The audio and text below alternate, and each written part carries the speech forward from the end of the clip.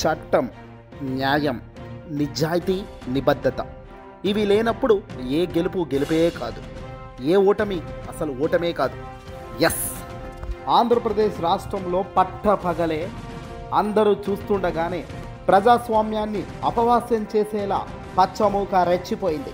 అధికార బలాన్ని అడ్డం పెట్టుకుని పోలింగ్ బూతులోనే దొంగ ఓట్లు వేయించడం అంటే ఇంతకన్నా దారుణం మరొకటి ఉంటుందా? పోలీసులు ఏకంగా అధికారులు అందరూ ఒక్కటై నడిపించిన ఈ మహాయుద్ధంలో రాష్ట్రం మొత్తం పులివెందుల వైపు చూడడం వంతైంది.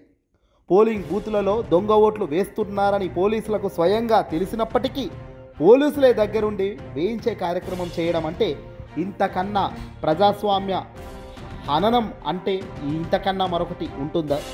ఈ క్రమంలో తాజాగా జెడ్పీటీసీ ఉప ఎన్నికపై ఒంటిమిట్ట వైఎస్ఆర్సీపీ జెడ్పీటీసీ అభ్యర్థి సుబ్బారెడ్డి ఎన్నికల అధికారులకు ఆశ్రయించడం జరిగింది. 17 బూతులకు రీపోలింగ్ జరపాలని ఈ మేరకు ఎలక్షన్ రిటర్నింగ్ అధికారికి ఆయన లేఖ రాశారు. లేఖను సాక్షాత్తు చేతిలో పెడుతూ కూడా ఫోటో విడుదల చేశారు. ఇదే కాదు, అందరూ అనుకున్నట్టుగా చంద్రబాబు కుట్రపూరితంగా రాజకీయాలు చేయాల్సిన అవసరం ఏముంది?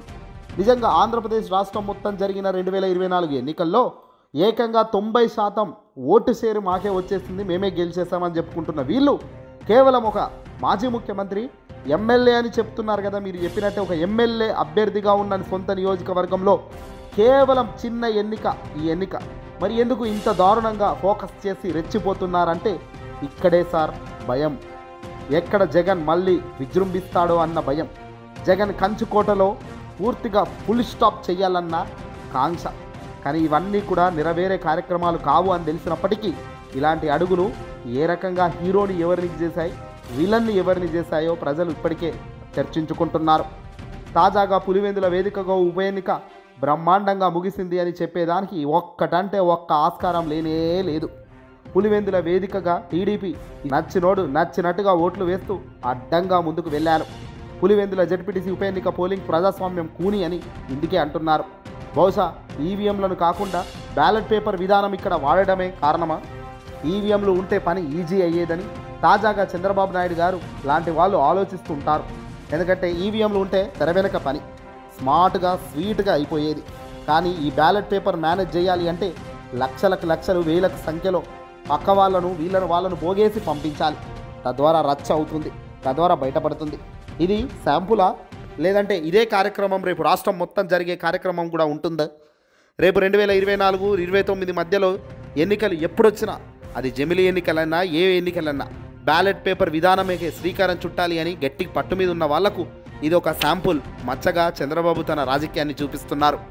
రాజకీయాన్ని రాజకీయంలాగా వాడాలి కానీ ఒక ఇన్ఫ్రాస్ట్రక్చర్ డిసిప్లైన్డ్గా వాడకూడదు అన్న కొత్త గుణపాఠం నేర్పిన ఘనత చంద్రబాబు నాయుడికే దక్కింది. వైఎస్ఆర్సీపీ పార్టీ అధినేత మాజీ ముఖ్యమంత్రి జగన్ తన అధికారంలో ఉన్నప్పుడు ఇలాంటి చర్యలకు పోలేదు కదా. ఇలాంటి దారుణంగా ప్రజాస్వామ్యం కూనీ చేసే కార్యక్రమాలు ఒక్కటైనా చేశాడా? నిజంగా చేస్తే మీరు ఊరుకునే వాళ్ళ?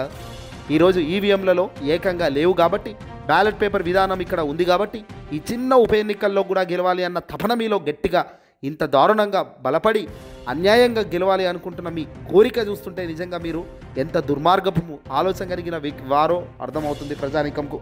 మీరా ఈవీఎంలతో గెలిచింది మొన్న, మీరా ఎన్నికల్లో గెలిచారు, ప్రజలు వేస్తే ఓట్లు చెప్పాలి ఇక ప్రజలే.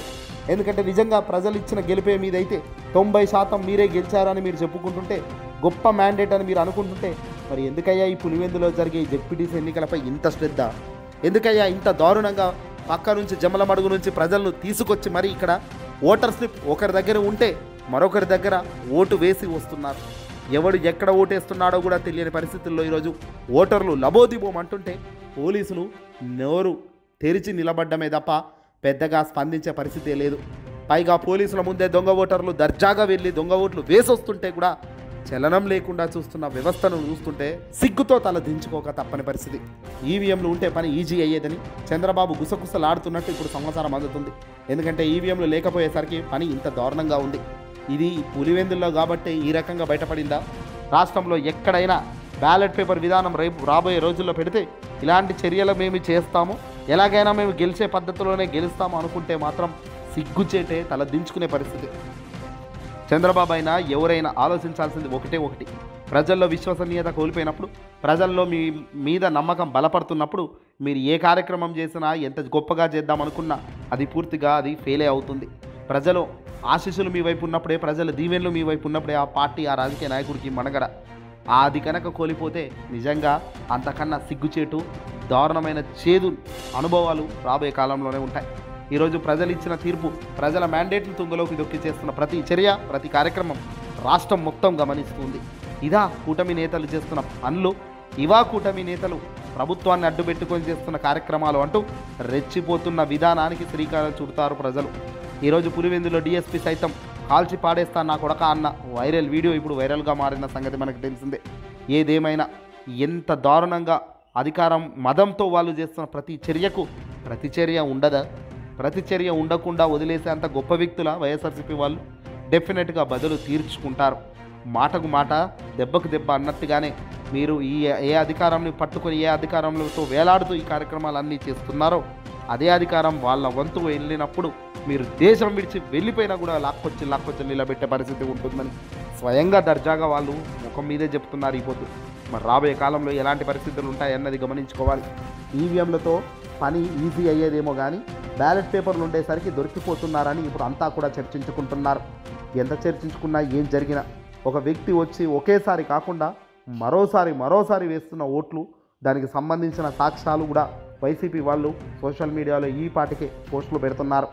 ఒక వ్యక్తి ఒక దగ్గర వేసిన ఓటు మళ్ళీ వచ్చి మరో దగ్గర వేస్తున్నాడని స్వయంగా పోలీసులు గుర్తించినప్పటికీ ఆ వ్యక్తిని పట్టుకునే పరిస్థితే లేదని, ఇంత దారుణంగా దొంగ ఓట్లు పడుతున్నప్పుడు నిజంగా ఇది ఏ ఎన్నికనాలి, ఎందుకు ఎన్నికనాలి అని నోర్లు తెరిచే కార్యక్రమం చేస్తున్నారు.